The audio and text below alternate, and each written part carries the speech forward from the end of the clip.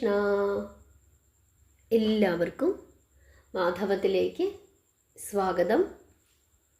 ഏകാദശിയാണ് വരാൻ പോകുന്നത്. വളരെ വളരെ പുണ്യകരമായ ഒരു ഏകാദശിയാണ് ഇനി വരാൻ പോകുന്നത്.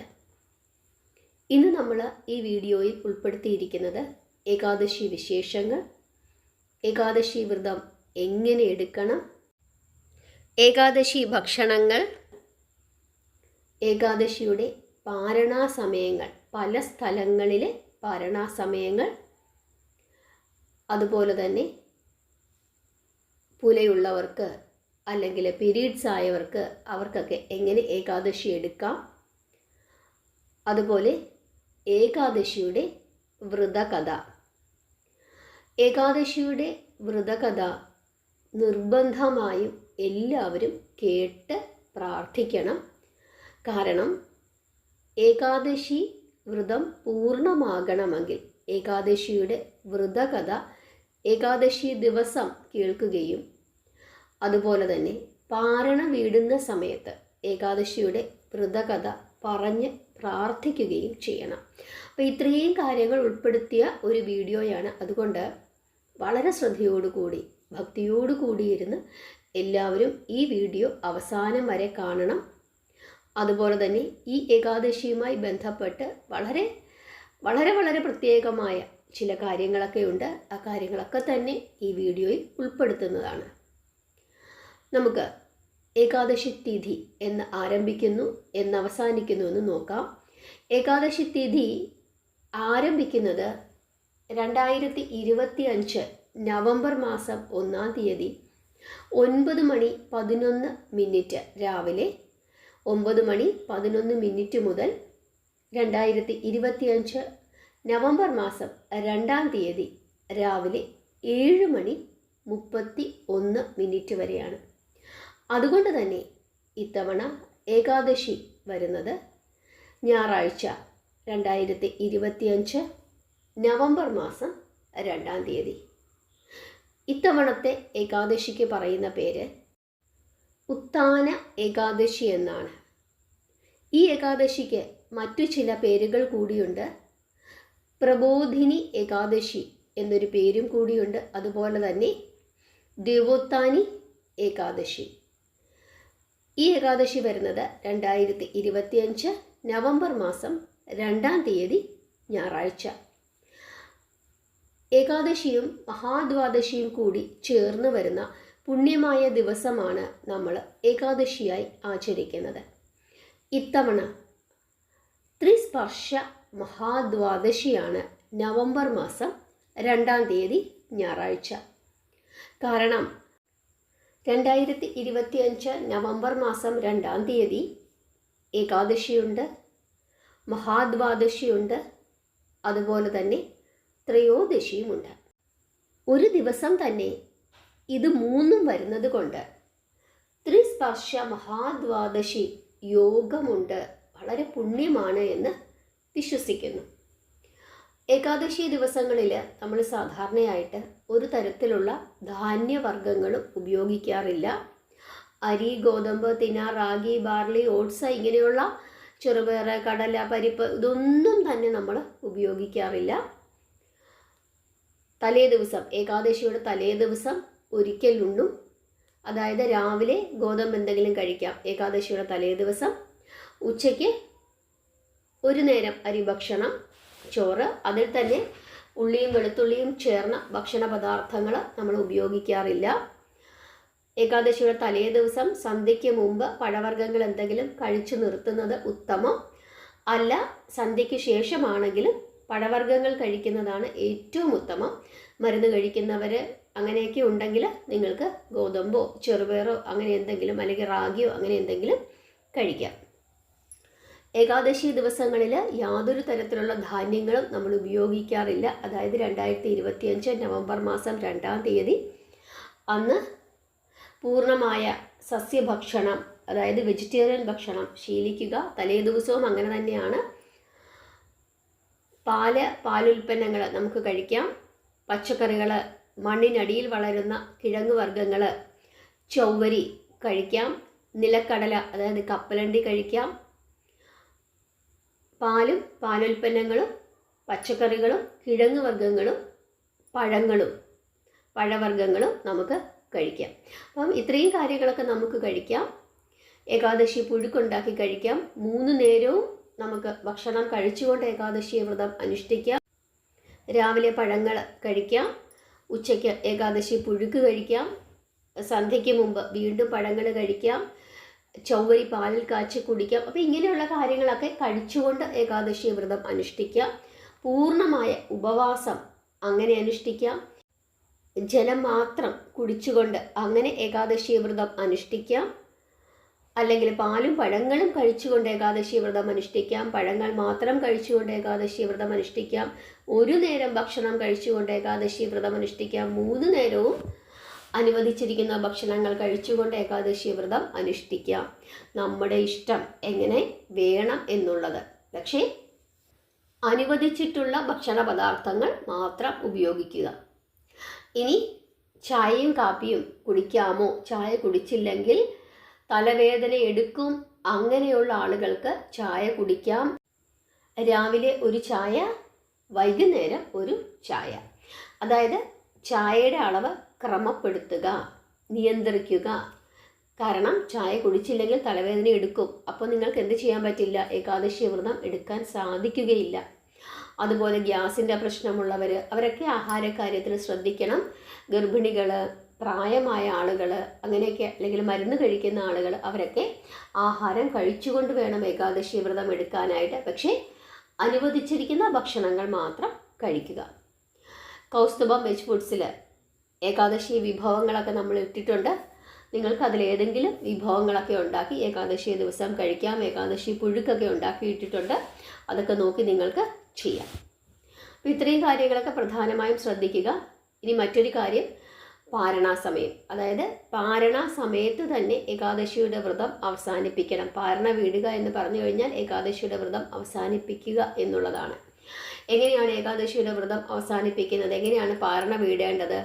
അതായത് രാവിലെ വിളക്ക് തെളിയിച്ച് നാമം ജപിച്ച് ഭഗവാൻ എന്തെങ്കിലും പ്രസാദങ്ങളൊക്കെ സമർപ്പിച്ച് തീർത്ഥം സേവിച്ച്, അതായത് ആ പറഞ്ഞിരിക്കുന്ന സമയത്തിനുള്ളിൽ, ഇപ്പോൾ 6 മണി മുതൽ 10 മണി വരെ ആണെങ്കിൽ 6-നും 10-നും ഇടയ്ക്കുള്ള ഏതെങ്കിലും ഒരു സമയത്ത് നാമം ജപിച്ച് വിളക്ക് തെളിയിച്ച് പ്രാർത്ഥിച്ച്, ക്ഷേത്രത്തിലാണെങ്കിൽ തീർത്ഥം സേവിച്ച്, വീട്ടിലാണെങ്കിൽ ഭഗവാന്റെ തീർത്ഥം സേവിച്ച്, ഭഗവാൻ എന്തെങ്കിലും നൈവേദ്യങ്ങൾ സമർപ്പിച്ച് ആ നൈവേദ്യങ്ങൾ പ്രസാദമായി സ്വീകരിച്ച് ഏകാദശിയുടെ വ്രത കഥ പറഞ്ഞ് പ്രാർത്ഥിച്ച് നമസ്കരിച്ച് നമ്മുടെ വ്രതം ഭഗവാൻ സ്വീകരിക്കണമെന്ന് അപേക്ഷിച്ചുകൊണ്ട് നമ്മുടെ വ്രതം അവസാനിപ്പിക്കാം.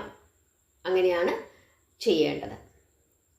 ഇനി ജോലി സ്ഥലത്താണ് പാരണ വീടുന്ന സമയത്ത്, നമ്മൾ ജോലി സ്ഥലത്താണെങ്കിൽ കണ്ണടച്ച് 1 നിമിഷം പ്രാർത്ഥിച്ച് 1 ഗ്ലാസ് വെള്ളം കുടിച്ച് നിങ്ങൾക്ക് നിങ്ങളുടെ വ്രതം അവസാനിപ്പിക്കാം. അതുപോലെ തന്നെ പീരീഡ്സ് ആയിരിക്കുന്നവർക്ക്, പുലബാലായ്മയുള്ളവർക്കൊക്കെ എന്ത് ചെയ്യാം? അവർക്ക് ക്ഷേത്രത്തിൽ പോകാനോ വിളക്ക് തെളിയിക്കാനോ ഒന്നും സാധിക്കുകയില്ല. അവരുടെ മുറിയിൽ ഇരുന്നു കൊണ്ട് വ്രതഭക്ഷണം കഴിച്ചുകൊണ്ട് അവർക്കും ഇതേപോലെ തന്നെ വ്രതം അനുഷ്ഠിക്കാം. വ്രതഭക്ഷണം കഴിക്കുക, നാമം ജപിക്കുക, നാരായണ നാരായണ അല്ലെങ്കിൽ ഹരേ കൃഷ്ണ എന്ന മഹാമന്ത്രം ജപിക്കുക. പാരണാ സമയത്ത് കൃത്യമായി കുളിച്ച് അവനവൻ്റെ മുറിയിലിരുന്ന് നാമം ജപിച്ച് 1 ഗ്ലാസ് വെള്ളം കുടിച്ച് വ്രതം അവസാനിപ്പിക്കാം. അപ്പോൾ ഇത്രയും കാര്യങ്ങളൊക്കെയാണ് പ്രധാനമായും ശ്രദ്ധിക്കാനുള്ളത്. ഇനി നമുക്ക് പാരണാ സമയം നോക്കാം. ഓരോ സ്ഥലങ്ങളിലും പാരണാ സമയത്തിന് വ്യത്യാസമുണ്ട്. ചില സ്ഥലങ്ങളിൽ ഏകാദശി ദിവസത്തിന് പോലും വ്യത്യാസമുണ്ട്. അത് ഞാൻ പറയാം, ശ്രദ്ധിച്ച് കേൾക്കണം. ഇതിന് ശേഷം ഞാൻ വ്രതകഥ പറയാം. എല്ലാവരും വ്രതകഥ നിർബന്ധമായും കേൾക്കണം. വ്രതകഥ പറഞ്ഞു വേണം പ്രാർത്ഥിക്കാനായിട്ട്. എങ്കിൽ മാത്രമേ ഏകാദശിയുടെ പുണ്യം പൂർണ്ണമായും ലഭിക്കുകയുള്ളൂ. ഏകാദശി വ്രതം പൂർത്തിയാവുകയുള്ളൂ. ഇത് ഭഗവാൻ തന്നെയാണ് പറഞ്ഞിരിക്കുന്നത്. നമുക്ക് പാരണാ സമയം നോക്കാം. കേരളത്തിൽ നവംബർ 3-ാം തീയതി രാവിലെ 6 മണി 11 മിനിറ്റ് മുതൽ 10 മണി 8 മിനിറ്റ് വരെയാണ്. അതായത് കേരള 6:11 മുതൽ 10:08 വരെ. അപ്പോൾ ഇതിൻ്റെ ഉള്ളിലുള്ള സമയത്ത് നിങ്ങൾക്ക് വ്രതം അവസാനിപ്പിക്കാം. 3-ാം തീയതി തമിഴ്നാട് 6:03 മുതൽ 9:56 വരെ, കർണാടക 6:14 മുതൽ 10:07 വരെ, ആന്ധ്രാപ്രദേശ് 6:07 മുതൽ 10 മണി വരെ, തെലുങ്കാന 6:15 മുതൽ 10:05 വരെ. ഗോവ 6:32 മുതൽ 10:23 വരെ.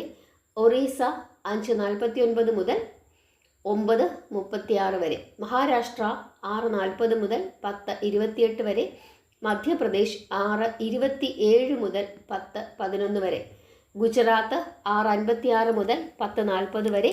ഹരിയാന 6:39 മുതൽ 10:17 വരെ. ഉത്തർപ്രദേശ് 6:17 മുതൽ 9:59 വരെ. ഉത്തർപ്രദേശ് 6:17 മുതൽ 9:59 വരെ. ബീഹാർ 5:59 മുതൽ 9:41 വരെ. വെസ്റ്റ് ബംഗാൾ 5:42 മുതൽ 9:27 വരെ. ഡൽഹി 6:34 മുതൽ 10:14 വരെ. പഞ്ചാബ് 6:48 മുതൽ 10:25 വരെ. കാശ്മീർ 6:50 മുതൽ 10:26 വരെ. ഛത്തീസ്ഗഡ് 6:07 മുതൽ 9:54 വരെ. ജാർഖണ്ഡ് 5:55 മുതൽ 9:40 വരെ. ഹിമാചൽ പ്രദേശ് 6:38 മുതൽ 10:16 വരെ. ആസാം 5:33 മുതൽ 9:15 വരെ. രാജസ്ഥാൻ 6:38 മുതൽ 10:19 വരെ. രാജസ്ഥാൻ 6:38 മുതൽ 10:19 വരെ. ആൻഡമാൻ നിക്കോബാർ ഐലൻഡ്സ് 5:12 മുതൽ 9:06 വരെ. ഇനി ദുബായ്. ദുബായ് 6:28 മുതൽ 10:11 വരെ. അബുദാബി 6:30 മുതൽ 10:14 വരെ. ബഹ്റിൻ 5:48 മുതൽ 9:30 വരെ. കുവൈറ്റ് 6:03 മുതൽ 9:42 വരെ. റിയാദ് സൗദി അറേബ്യ 6:01 മുതൽ 9:45 വരെ. ദോഹ 5:43 മുതൽ 9:26 വരെ. ദോഹ 5:43 മുതൽ 9:26 വരെ. ഷാർജ 6:27 മുതൽ 10:10 വരെ. ഒമാൻ 6:13 മുതൽ 9:58 വരെ. ഇനി ശ്രദ്ധിക്കുക, യു കെ മാഞ്ചസ്റ്റർ നവംബർ 1-ാം തീയതിയാണ് ഏകാദശി. നവംബർ 2-ാം തീയതി പാരണ വീടണം. നവംബർ 2-ാം തീയതി 7:25 മുതൽ 10:08 വരെ. ശ്രദ്ധിക്കുക, യു കെ മാഞ്ചസ്റ്റർ നവംബർ 1-ന് ഏകാദശി, 2 പാരണ, 2-ാം തീയതി രാവിലെ 7:25 മുതൽ 10:08 വരെ. അർമേനിയയിൽ 2-ാം തീയതി ഏകാദശി, 3-ാം തീയതി രാവിലെ 7:34 മുതൽ 11:01 വരെ.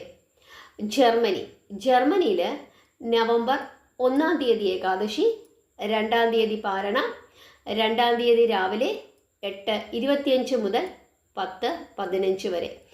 ലിബിയ നവംബർ 1-ാം തീയതി ഏകാദശി, 2-ാം തീയതി പാരണ, 2-ാം തീയതി രാവിലെ 9:25 മുതൽ 11:02 വരെ. നൈജീരിയ നവംബർ 1-ാം തീയതി ഏകാദശി, 2-ാം തീയതി പാരണ, 8:25 മുതൽ 2-ാം തീയതി രാവിലെ 8:25 മുതൽ 10:16 വരെ. സ്വീഡൻ 1-ാം തീയതി ഏകാദശി, 2-ാം തീയതി പാരണ, 8:25 മുതൽ 10:04 വരെ. ഇറ്റലി 1-ാം തീയതി ഏകാദശി, 2-ാം തീയതി പാരണ, 8:25 മുതൽ 10:10 വരെ.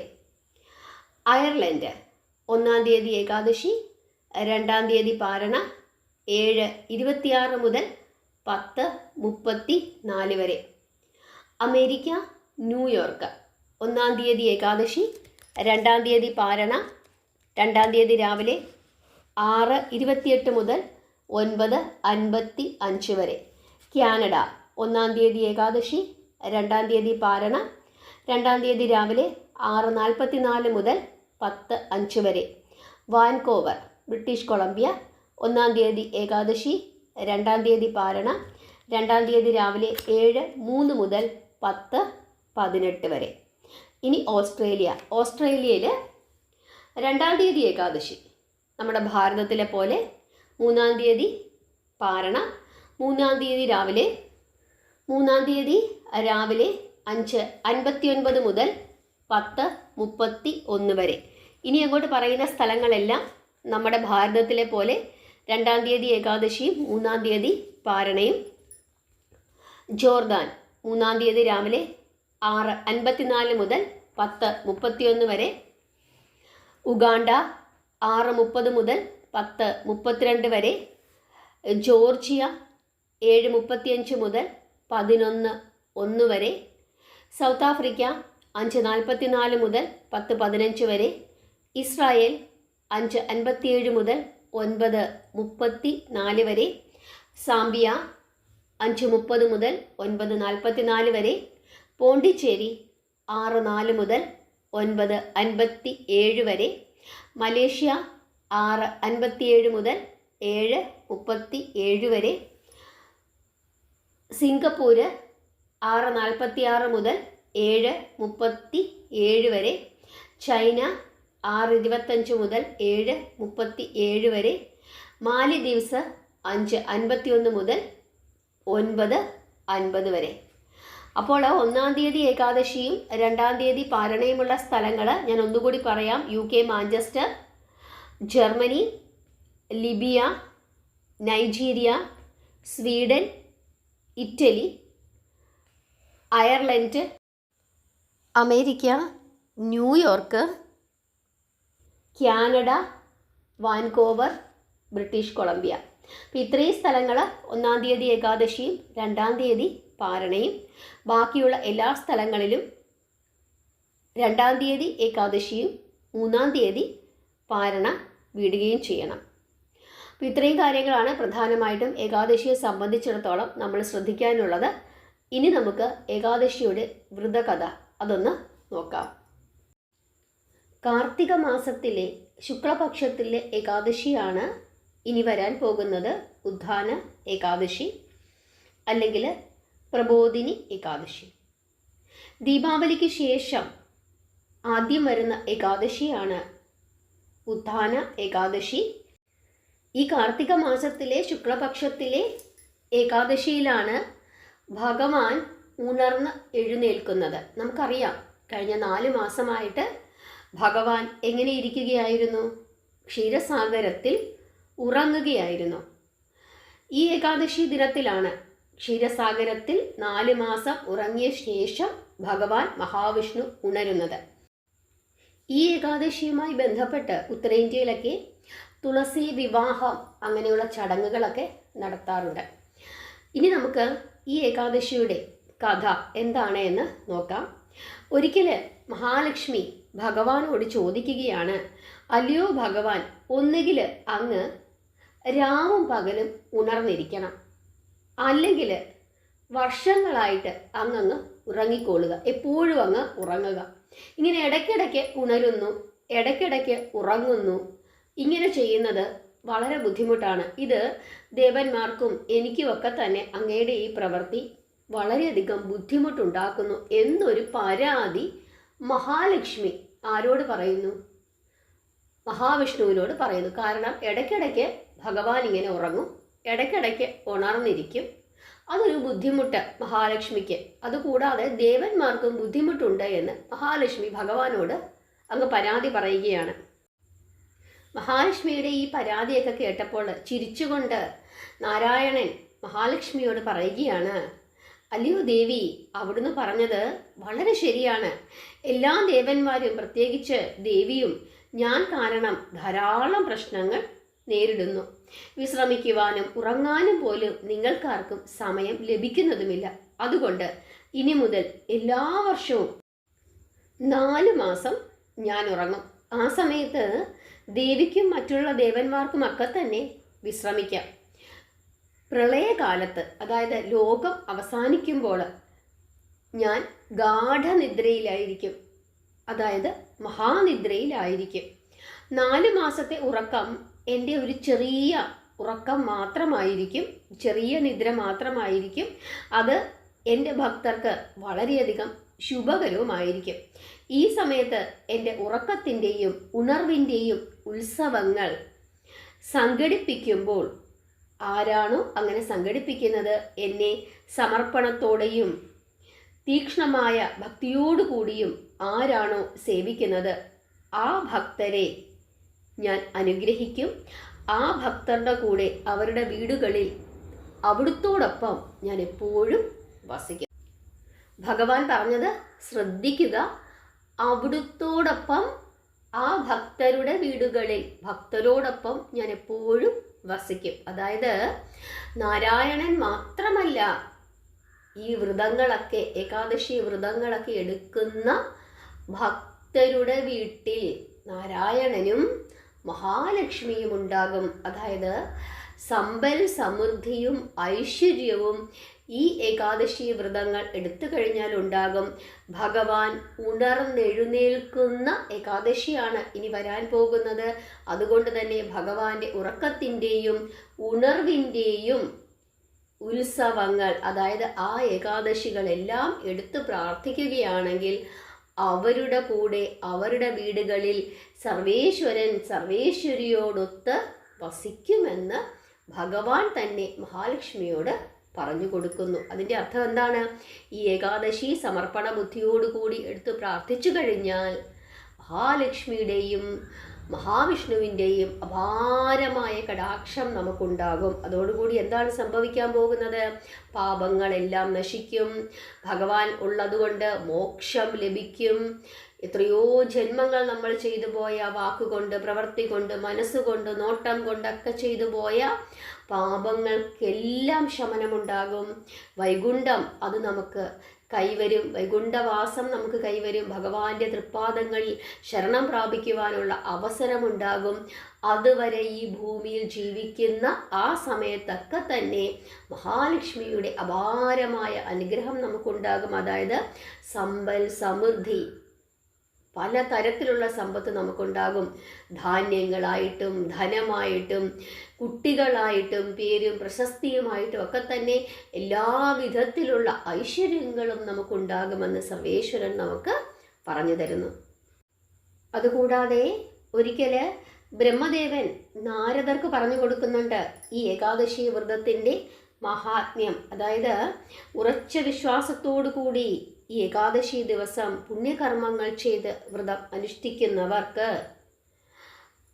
പുണ്യം ലഭിക്കും. ഒരു പർവ്വതം പോലെ ഉറച്ച പുണ്യം ലഭിക്കുമെന്നാണ് പറയുന്നത്. അത്രത്തോളം പുണ്യമാണ് ലഭിക്കാൻ പോകുന്നത്. അതുപോലെ തന്നെ ഈ പ്രബോധിനി ഏകാദശി വ്രതം അനുഷ്ഠിക്കുവാനുള്ള ആഗ്രഹം അത് ഹൃദയത്തിൽ ആത്മാർത്ഥമായി ഉണ്ടാകുന്ന ആളുകൾക്ക് പോലും 100 ജന്മങ്ങളിലെ പാപങ്ങൾ പോലും നശിക്കും. അതായത് അങ്ങനെയൊന്ന് ആത്മാർത്ഥമായി ആഗ്രഹിക്കുന്ന ആളുകൾക്ക് പോലും വലിയ ഫലസിദ്ധിയാണ് ലഭിക്കുന്നത്. അതായത് 100 ജന്മങ്ങളിലെ പാപങ്ങൾ പോലും മായ്ക്കപ്പെടുമെന്നാണ് പറയുന്നത്. കാരണം അത്രത്തോളം ഐശ്വര്യമുള്ള ഒരു ഏകാദശിയാണ് വരാൻ പോകുന്നത്. അതുപോലെ തന്നെ ഏകാദശി ദിവസം രാത്രിയിൽ ഉറങ്ങാതെ ഇരുന്ന് പ്രാർത്ഥിക്കുന്ന ആളുകൾക്ക് അവരുടെ പൂർവികർക്ക്, അങ്ങനെ ആരാണോ പ്രാർത്ഥിക്കുന്നത് അവരുടെ പൂർവികർക്ക് എന്തു ചെയ്യും? വിഷ്ണു ലോകം ലഭിക്കും എന്ന് പറയുന്നുണ്ട്. അതുപോലെ തന്നെ ബ്രഹ്മഹത്യ പോലുള്ള ഏറ്റവും ഗുരുതരമായ പാപങ്ങൾ പോലും ഈ ഏകാദശി ദിവസത്തിൽ രാത്രിയിൽ ഉറങ്ങാതെ ഇരുന്ന് പ്രാർത്ഥിച്ചു കഴിഞ്ഞാൽ ഉണ്ടാകുമെന്നാണ് വിശ്വസിക്കുന്നത്. അതുപോലെ ഈ ഏകാദശി വ്രതം എടുത്തു കഴിഞ്ഞാൽ അശ്വമേധയാഗം പോലെയുള്ള യാഗങ്ങളിൽ നിന്നും ലഭിക്കുന്ന അത്രത്തോളം പുണ്യമോ ഒരുപക്ഷെ അതിനേക്കാൾ കൂടുതൽ പുണ്യമോ നമുക്ക് ലഭിക്കുമെന്ന് പറയുന്നു. എല്ലാ തീർത്ഥങ്ങളിലും സ്നാനം ചെയ്താൽ കിട്ടുന്ന പുണ്യത്തേക്കാൾ കൂടുതൽ പുണ്യം ഈ ഏകാദശി വ്രതം അനുഷ്ഠിച്ചാൽ കിട്ടുമെന്നാണ് വിശ്വസിക്കുന്നത്. ഇതൊക്കെ ബ്രഹ്മദേവൻ നാരദർക്ക് പറഞ്ഞു കൊടുത്തതാണ്. അപ്പോൾ ഇങ്ങനെ വളരെ ശ്രേഷ്ഠമായ ഒരു ഏകാദശിയാണ് ഇനി വരാൻ പോകുന്നത്. അതായത് ചാതുർമാസത്തിലെ ഭഗവാന്റെ ആ നിദ്ര കഴിഞ്ഞിട്ട് ഭഗവാൻ ഉണർന്ന് എഴുന്നേൽക്കുന്ന ആ ഏകാദശി വളരെ വളരെ ശ്രേഷ്ഠമാണ്. അപ്പം ഭഗവാൻ തന്നെ മഹാലക്ഷ്മിയോട് ഈ ഏകാദശി വ്രതത്തിൻ്റെ പ്രാധാന്യത്തെപ്പറ്റി പറഞ്ഞു കൊടുക്കുന്നു. ഈ ഏകാദശി വ്രതം അനുഷ്ഠിച്ചാൽ എന്തൊക്കെ അനുഗ്രഹങ്ങളാണ് നമുക്ക് ലഭിക്കുന്നത് എന്നുള്ള കാര്യമൊക്കെ പറഞ്ഞു കൊടുക്കുന്നത്. അങ്ങനെ ഭഗവാൻ മഹാലക്ഷ്മിയോട് കൂടി നമ്മുടെ ഗൃഹത്തിൽ വസിക്കുമെന്നാണ് ഭഗവാൻ പറഞ്ഞിരിക്കുന്നത്. ഭഗവാനോട് പ്രാർത്ഥിക്കുക, അതായത് വ്രതമെടുത്ത് പാരണ വീടുന്ന സമയത്ത് ഭഗവാനോട് പ്രാർത്ഥിക്കുക, അല്ലയോ ഭഗവാനെ, ഒരിക്കൽ മഹാലക്ഷ്മി അവിടുത്തോട് ഇങ്ങനെ പരാതി പറഞ്ഞപ്പോൾ, എന്നിട്ട് പറഞ്ഞ പരാതി പറയണം. അങ്ങിങ്ങനെ ഇങ്ങനെ കിടന്ന് ഉറങ്ങുന്നത് ശരിയല്ല, എനിക്കത് ബുദ്ധിമുട്ടുണ്ടാക്കുന്നുണ്ട്, എനിക്ക് മാത്രമല്ല ദേവന്മാർക്കും ബുദ്ധിമുട്ടുണ്ടാക്കുന്നുണ്ട്, അതുകൊണ്ട് അങ്ങ് ഒരു ഇടയ്ക്കിടയ്ക്ക് ഇങ്ങനെ ഉണരുക, ഉറങ്ങുക, അങ്ങനെയുള്ള കാര്യങ്ങളൊന്നും ചെയ്യരുത്, ഒരു അടുക്കും ചുറ്റിയോടുകൂടി ചെയ്യണം എന്ന് പറഞ്ഞപ്പോൾ ശരി ഞാൻ 4 മാസം ഉറങ്ങാം എന്ന് പറയുന്നു. എന്നിട്ട് പറയുന്നു ആ 4 മാസം എന്നെ വളരെ ഭക്തിയോടുകൂടി പ്രാർത്ഥിക്കുന്ന ആളുകൾ, അതുപോലെ തന്നെ ഞാൻ ഉറങ്ങാൻ പോകുന്ന ആ സമയത്ത് എന്നെ ആ ഏകാദശിയുമായി ബന്ധപ്പെട്ട് ആ ഏകാദശി വ്രതം എടുത്ത് പ്രാർത്ഥിച്ചവർ, അല്ലെങ്കിൽ ഉണർന്നെഴുന്നേൽക്കുന്ന സമയത്ത് ഏകാദശി വ്രതം എടുത്ത് പ്രാർത്ഥിച്ചവർ, ഇതിൻ്റെ ഇടയ്ക്ക് ഏകാദശി വ്രതം ഒക്കെ ഭക്തിയോടുകൂടി എടുത്ത് പ്രാർത്ഥിച്ച ആളുകളുടെ കൂടെ അല്ലെങ്കിൽ അവരുടെ ഗൃഹത്തിൽ ഞാൻ ദേവിയോടൊപ്പം വസിക്കുമെന്ന് അങ്ങ് മഹാലക്ഷ്മിയോട് പറഞ്ഞിട്ടുണ്ടല്ലോ. അതുകൊണ്ട് അവിടുത്തെ ഞാൻ പ്രാർത്ഥിക്കുന്നു, ഈ ഏകാദശി വ്രതം അങ്ങ് സ്വീകരിക്കണം, എന്നിട്ട് എപ്പോഴും അവിടുന്നും ദേവിയും ഞങ്ങളുടെ കൂടെ ഉണ്ടാകണം എന്ന് പറഞ്ഞ് പ്രാർത്ഥിക്കണം. അപ്പോൾ എന്ത് ചെയ്യും? ഭഗവാനും ഭഗവതിയും നിങ്ങളുടെ കൂടെ ഉണ്ടാകും. അതെന്തൊരു പുണ്യമാണ്. അപ്പം അങ്ങനെ കഥ പറഞ്ഞ് വേണം എന്ത് ചെയ്യാൻ? ഈ പാരണ വീടുന്ന സമയത്ത് നിങ്ങൾ പ്രാർത്ഥിച്ച് നിങ്ങളുടെ ഏകാദശി വ്രതം ഭഗവാന് സമർപ്പിക്കേണ്ടത്. നിങ്ങൾക്ക് മനസ്സിലായോ? എന്തെങ്കിലും സംശയങ്ങളുണ്ടെങ്കിൽ ചോദിക്കണം. ഇതുവരെ ഞാൻ കുറച്ച് സ്ഥലങ്ങളിലെ പാരണാസമയം പറഞ്ഞു. നമ്മൾ സ്ഥിരമായി പറയുന്ന സ്ഥലങ്ങളാണ്. നിങ്ങൾ കേട്ടുകൊണ്ടിരിക്കുന്ന ആരെങ്കിലും ഞാൻ ഈ പറഞ്ഞ സ്ഥലത്തല്ല, വേറെ ഏതെങ്കിലും സ്ഥലത്താണ് താമസിക്കുന്നതെങ്കിൽ നിങ്ങൾക്ക് പാരണാസമയം അറിയണമെങ്കിൽ ഈ വീഡിയോയുടെ താഴെ കമൻ്റ് ഇട്ട് ചോദിക്കണം. ചോദിച്ചു കഴിഞ്ഞാൽ ആ കമൻറ്റിന് ഞാൻ മറുപടി നൽകും. അതുപോലെ തന്നെ ഇനി അടുത്ത ഏകാദശി മുതൽ ഞാൻ വീഡിയോയിൽ ആ സ്ഥലം ഉൾപ്പെടുത്തുകയും ചെയ്യാം. അങ്ങനെ ധാരാളം ആളുകൾ ചോദിച്ചതിൻ്റെ അടിസ്ഥാനത്തിലാണ് നമ്മൾ ഓരോ തവണയും ഏകാദശിയുടെ പാരണാസമയം പറയുമ്പോൾ ഓരോരോ സ്ഥലങ്ങൾ കൂടി പുതുതായി വരുന്നുണ്ട്. അത്രയും സന്തോഷം. എല്ലാവരും ഏകാദശി എടുക്കുന്നുണ്ടല്ലോ. അതാണ് നമ്മളെ സംബന്ധിച്ചിടത്തോളം ഏറ്റവും പുണ്യമെന്ന് പറയുന്നത്. കാരണം എന്നെ സംബന്ധിച്ചിടത്തോളം ഞാൻ വിശ്വസിക്കുന്നത്, ഞാൻ ചെയ്യുന്ന ഏറ്റവും നല്ല പ്രവൃത്തി ഏത് എന്ന് ചോദിച്ചു കഴിഞ്ഞാൽ ഒരുപാട് പ്രവൃത്തികൾ എൻ്റെ മനസ്സിലിങ്ങനെ വരുന്നുണ്ടെങ്കിലും അതിൽ ഏറ്റവും ഉത്തമമായ പ്രവൃത്തി എന്ന് ഞാൻ എപ്പോഴും ചിന്തിക്കുന്നത്, ഒരാളെങ്കിലും ഞാൻ പറഞ്ഞത് കേട്ട് ഏകാദശി വ്രതം എടുക്കുന്നുണ്ടല്ലോ, നാമം ജപിക്കുന്നുണ്ടല്ലോ, ഭഗവാന്റെ പ്രാർത്ഥനകൾ അത് ജപിക്കുന്നുണ്ടല്ലോ, അങ്ങനെയുള്ള കാര്യങ്ങളൊക്കെയാണ് നമ്മളെ സംബന്ധിച്ചിടത്തോളം നമുക്ക് ഏറ്റവും പുണ്യകരമായ പ്രവൃത്തി ആയിട്ട് തോന്നുന്നത്. കാരണം നമ്മുടെ ജീവിതത്തിൽ നമ്മൾ ഒരുപാട് കാര്യങ്ങളൊക്കെ ഇങ്ങനെ അറിഞ്ഞു അറിയാതെയൊക്കെ ചെയ്യും, ഒരുപാട് തെറ്റുകൾ ചെയ്യും, ഒരുപാട് പുണ്യപ്രവർത്തികളാണെന്ന് നമ്മൾ വിശ്വസിച്ചിട്ട് നമ്മൾ ഓരോ കാര്യങ്ങളൊക്കെ ചെയ്യും. എന്താണോ നമുക്കറിയില്ല, ഭഗവാൻ നമ്മളെ കൊണ്ട് ഇങ്ങനെ ഓരോ കാര്യങ്ങൾ ചെയ്യിപ്പിക്കുന്നു, നമ്മൾ ഓരോ കാര്യങ്ങൾ ചെയ്യുന്നു, ചില കാര്യങ്ങൾ നമ്മൾ ചെയ്യാതിരിക്കുന്നു. എന്തൊക്കെയാണ് ഭഗവാൻ നമ്മളെ കൊണ്ട് കാട്ടിക്കൂട്ടുന്നതെന്ന് നമുക്ക് അറിഞ്ഞുകൂടാ. ഭഗവാന്റെ കൈകളിലെ വെറും ഉപകരണങ്ങൾ മാത്രമാണ് നമ്മൾ ഓരോരുത്തരും. പക്ഷെ ഭഗവാന്റെ നിയോഗമാണ് ഒരാളെയെങ്കിലും നീ ഏകാദശി വ്രതം എടുക്കാനായിട്ട് സഹായിക്കൂ എന്നുള്ളത്. അതും ഭഗവാന്റെ നിയോഗമാണ്. അപ്പോൾ അതുകൊണ്ട് ഒത്തിരി ആളുകൾ വളരെ സന്തോഷത്തോടു കൂടി ഇടയ്ക്കിടയ്ക്ക് പറയാറുണ്ട്, ചേച്ചി പറഞ്ഞതുകൊണ്ട് ഞങ്ങൾ ഏകാദശി എടുക്കുന്നു, അതുകൊണ്ട് ഞങ്ങൾക്ക് ഏകാദശി എടുക്കാൻ പറ്റുന്നുണ്ട്, കറക്റ്റായിട്ട് പാരണ വീടാൻ പറ്റുന്നുണ്ട്. അപ്പോൾ ഇതൊക്കെ പറയുന്നത് കേൾക്കുമ്പോൾ ഉണ്ടാകുന്ന നമ്മുടെ ഒരു സന്തോഷം അത് നിങ്ങൾക്ക് പറഞ്ഞാൽ മനസ്സിലാവത്തില്ല. ഞാൻ അത്രത്തോളം സന്തോഷം അനുഭവിക്കുന്നുണ്ട്. അതുകൊണ്ടാണ് ഓരോരുത്തരും പറയുന്ന ആ സ്ഥലങ്ങളിലൊക്കെ പാരണാസമയം ഞാനിരുന്ന് നോക്കി എഴുതി നിങ്ങൾക്ക് പറഞ്ഞു തരുന്നത്. അപ്പോൾ എത്ര ബുദ്ധിമുട്ടുണ്ട് അങ്ങനെ പറഞ്ഞു തരുന്നതിന്. പക്ഷേ ആ ബുദ്ധിമുട്ടൊക്കെ ഞാൻ സഹിക്കും. കാരണം നിങ്ങൾ കൂടുതൽ ആളുകൾ ചോദിക്കുമ്പോൾ അത്രയും കൂടെ നോക്കാൻ എന്നെ സംബന്ധിച്ചിടത്തോളം ഉത്സാഹമാണ്. കാരണം ആദ്യമായി വീഡിയോ ഇട്ടപ്പോൾ കേരളത്തിലെ മാത്രമാണ് ഞാൻ പറഞ്ഞത്. അപ്പോൾ അതിൻ്റെ വീഡിയോയുടെ താഴെ ഇങ്ങനെ ധാരാളം ആളുകൾ ചോദിക്കാൻ തുടങ്ങി, ഇവിടുത്തെയും കൂടെ പറഞ്ഞു തരാമോ എന്നുള്ളത്. അപ്പോഴാണ് അത്രയും ആളുകൾ ഏകാദശി വ്രതം എടുക്കാൻ അത്രയും ആഗ്രഹിച്ചിരിക്കുന്നു എന്ന് എനിക്ക് മനസ്സിലാക്കാനായിട്ട് സാധിച്ചത്. ധാരാളം ആളുകൾ എപ്പോഴും വളരെ നല്ല കാര്യങ്ങൾ പറയാറുണ്ട്. നിങ്ങൾ പറഞ്ഞതുകൊണ്ട് ഞാൻ ഏകാദശി എടുത്തു എന്നുള്ള കാര്യങ്ങളൊക്കെ അവർ പറയുമ്പോൾ നമുക്കുണ്ടാകുന്നൊരു സന്തോഷം അത് വളരെ വലുതാണ്. അപ്പോൾ എല്ലാവരും പ്രാർത്ഥിക്കണം. ഇനി ആർക്കെങ്കിലും ഏകാദശി വ്രതം എടുക്കാൻ സാധിക്കുന്നില്ല, ബുദ്ധിമുട്ടുണ്ട്, നിങ്ങൾ വിഷമിക്കേണ്ട. ആ ദിവസത്തെ പ്രാധാന്യം മനസ്സിലാക്കിക്കൊണ്ട് ആ ദിവസങ്ങളിലൊക്കെ നിങ്ങൾ നോൺ വെജൊക്കെ ഒന്ന് ഒഴിവാക്കിയിട്ട് പരമാവധി സമയം നാരായണ എന്ന് ജപിച്ചുകൊണ്ടിരിക്കുക. അതാണ് ഏറ്റവും പ്രധാനമായി നമ്മൾ ചെയ്യാനുള്ളത്. കാരണം നാമജപം അത് ഈ കലിയുഗത്തിൽ ഏറ്റവും പ്രധാനമാണ്. കലിയുഗത്തിൽ നാമം ജപിക്കണമെന്നാണ് ഭഗവാൻ പറഞ്ഞിരിക്കുന്നത്. അത് പ്രത്യേകം പറഞ്ഞിരിക്കുന്നത് എവിടെയാണ്, ഏത് ഗ്രന്ഥത്തിലാണ്? ഭാഗവതത്തിലാണ്. ഭാഗവതത്തിൽ ഭഗവാൻ പറയുന്നുണ്ട് കലിയുഗത്തിൽ നിങ്ങൾ ചെയ്യേണ്ടത് നാമജപമാണ്. കാരണം യജ്ഞങ്ങൾക്കോ യാഗങ്ങൾക്കോ ഒന്നും തന്നെ ഈ കലിയുഗത്തിൽ വലിയ പ്രാധാന്യമില്ല. കാരണം നമുക്ക് തന്നെ അറിയാം, നമ്മൾ ഓരോരുത്തരുടെ കൊണ്ട് പൈസ കൊടുക്കും അല്ലേ, ഈ ഹോമം നടത്തണം, ആ യാഗം നടത്തണം, അല്ലെങ്കിൽ ആ അർച്ചന നടത്തണം എന്നൊക്കെ പറഞ്ഞിട്ട്. എന്താണ് അവർ ചെയ്യുന്നത്? നമുക്ക് തന്നെ അറിയാം. അറിവില്ല, പലർക്കും അറിവില്ല കൃത്യമായി ചെയ്യാനായിട്ട്. അത് ഈ കലിയുഗത്തിൻ്റെ ഒരു പ്രത്യേകതയാണ്. അതുകൊണ്ടാണ് ഭഗവാൻ പറഞ്ഞിരിക്കുന്നത് നിങ്ങൾ സ്വയം നാമം ജപിക്കൂ, അതാണ് ഏറ്റവും ശ്രേഷ്ഠം. അതിനേക്കാൾ ശ്രേഷ്ഠമായ മറ്റൊന്ന് ഒന്നുമില്ല കലിയുഗത്തിൽ. എന്നാൽ മറ്റു യുഗങ്ങളിൽ, ദ്വാപരയുഗത്തിലായിക്കോട്ടെ, ത്രേതായുഗത്തിലായിക്കോട്ടെ, സത്യയുഗത്തിലായിക്കോട്ടെ, അവിടെയൊക്കെ തന്നെ എന്തുണ്ടായിരുന്നു? യാഗങ്ങൾക്ക് പ്രാധാന്യമുണ്ടായിരുന്നു. കാരണം ദ്വാപരയുഗത്തിലെ കഥകളൊക്കെ നമ്മൾ, അതായത് ഭാഗവതം നമ്മൾ പഠിക്കുമ്പോൾ, രാമായണം നമ്മൾ പഠിക്കുമ്പോഴൊക്കെ എപ്പോഴും സന്യാസിമാരിങ്ങനെ യാഗം ചെയ്യുന്നതായിട്ട് നമുക്ക് കാണാനായിട്ട് സാധിക്കും. എന്തുകൊണ്ടാണ്?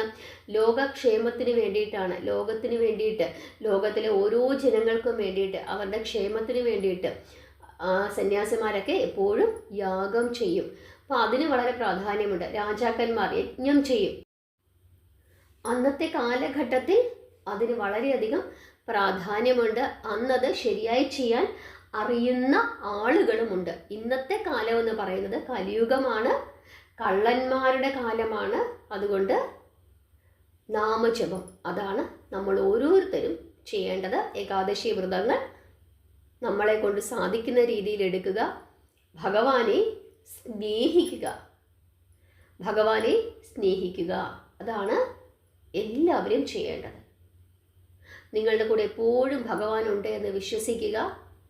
ഏത് ദുഃഖത്തിലും പ്രയാസത്തിലും നമ്മളെ ചേർത്ത് പിടിക്കുവാൻ, ഒരു കൈ തന്ന് സഹായിക്കുവാൻ സർവേശ്വരൻ നമ്മുടെ കൂടെ എപ്പോഴും ഉണ്ട് എന്ന് ഉറച്ച് വിശ്വസിക്കുക. ഭഗവാനെ ഏത് രൂപത്തിലാണോ നിങ്ങൾക്ക് സങ്കല്പിക്കാൻ സാധിക്കുന്നത് അതേ രൂപത്തിൽ ഭഗവാനെ സങ്കല്പിച്ച് പ്രാർത്ഥിക്കുക. ഇന്നലെ നമ്മളൊരു വീഡിയോ ഇട്ടു. എന്താണ്? യശോദയുടെയും നന്ദഗോപരുടെയും കഥ. അതുപോലെ തന്നെ വളരെ ശക്തിയുള്ള ഒരു ശ്രീകൃഷ്ണ മന്ത്രവും നമ്മളിട്ടു. യശോദയ്ക്കും നന്ദഗോപർക്കും എങ്ങനെയാണ് ഉണ്ണികൃഷ്ണൻ മകനായി ഉണ്ടായത്, എങ്ങനെയാണ് ഭഗവാനെ അവർക്ക് ലാളിക്കുവാൻ സാധിച്ചത് എന്നുള്ള ആ കഥ വളരെ മനോഹരമായ കഥയാണ്. ഭഗവാന്റെ അപാരമായ സ്നേഹത്തെ പറ്റിയാണ് ആ കഥയിൽ വർണ്ണിക്കുന്നത്. യശോദയുടെയും നന്ദഗോപരുടെയും പൂർവജന്മ കഥ. നമുക്ക് ഓരോരുത്തർക്കും അത് വലിയ പാഠമാണ്. അതുകൊണ്ട് ഭഗവാനെ സ്നേഹിക്കുക, പ്രാർത്ഥിക്കുക, നാമം ജപിക്കുക, ഭഗവാന്റെ കഥകൾ കേൾക്കുക, ഭഗവാന്റെ കഥകൾ പറഞ്ഞു കൊടുക്കുക, ഭഗവാന്റെ കഥകൾ പ്രചരിപ്പിക്കുക. അതും ഭക്തി തന്നെയാണ്. ഹരേ കൃഷ്ണ.